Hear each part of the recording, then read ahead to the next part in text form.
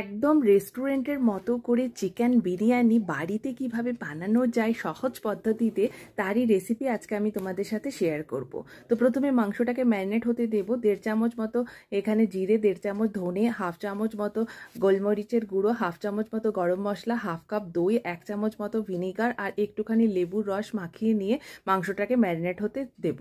মাংসটা সেট হতে থাকুক, ততক্ষণে আমি এখানে বাসমতি চালটাকে ভালো করে ধুয়ে নিয়ে এটাকে ভিজিয়ে রেখে দেবো। এবারে সর্ষের তেল গরম হবে যখন কড়াইতে, তখন আমি কিছু বাটা মশলা, যেমন পেঁয়াজ আছে 2টো, রসুন আছে 4-5টা মতো, আদা 1 টুকরো মতো আর 2টো টমেটো, এই পেস্টটা দিয়ে ভালো করে তেলটাতে ভাজতে থাকবো। যখন মশলাটা থেকে তেলটা বেরিয়ে আসবে তখন আমি ওই ম্যারিনেট করা চিকেনটাকে অ্যাড করব আর পরিমাণ মতো হলুদ দেবো আর পরিমাণ মতো কাশ্মীরি লঙ্কার গুঁড়ো দেবো। তারপর এটাকে ঢাকা দিয়ে একটুখানি গরম মশলা দিয়েছি, তারপর এটাকে ঢাকা দিয়ে এটাকে কষতে হবে যতক্ষণ না এর থেকে জলটা বেরিয়ে আসছে। যেহেতু দই দেওয়া আছে সেই জন্য মাংসটা থেকে অনেক জল বেরিয়ে আসবে। দেখবে প্রায় 15 মিনিট এটা মশলার সাথে ভালো করে ভাজতে হবে ঢাকা দিয়ে দিয়ে।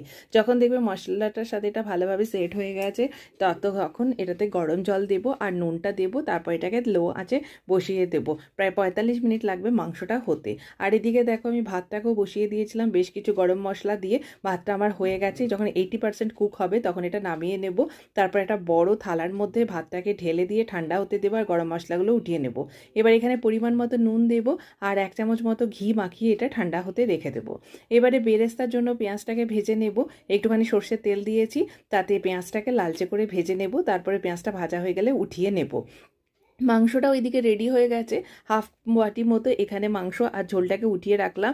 এবার ওই কড়াইতেই কিন্তু আমি ভাতটাকে বসিয়ে দিলাম। এখন কিন্তু আমার মাংসের গ্যাসটা কিন্তু অফ আছে, ঠিক আছে? এটা কিন্তু একদম অফ অবস্থাতেই করছি আমি এই অ্যাসেম্বলটা। তো ভাতের উপরে দেখো মাংসটা বসালাম, তারপরে আবার যে বাকি ভাতটা ছিল সেই ভাতটা দিয়ে দিলাম। মানে প্রথমে মাংস আর ঝোল আছে, তারপরে ভাত, তারপরে আবার মাংস, তারপরে আবার ভাত।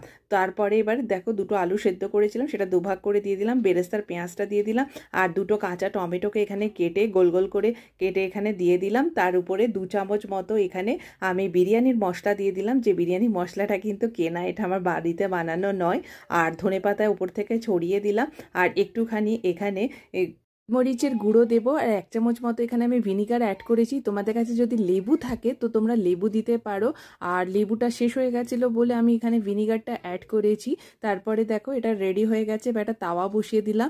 এবার তাওয়াটা লো টু মিডিয়াম আছে বসিয়ে দিয়ে 8 মিনিট এটাকে দম দেবো কড়াইটাতে। তো তারপরে দেখবে দম দেওয়ার পর এটা একদম রেডি।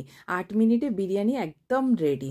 দেখো কি সুন্দর লাগছে না দেখতে, আর খেতেও দুর্দান্ত হয়েছে। আশা করি এইভাবে একবার বানিয়ে দেখো, ভালো লাগবে। নমস্কার।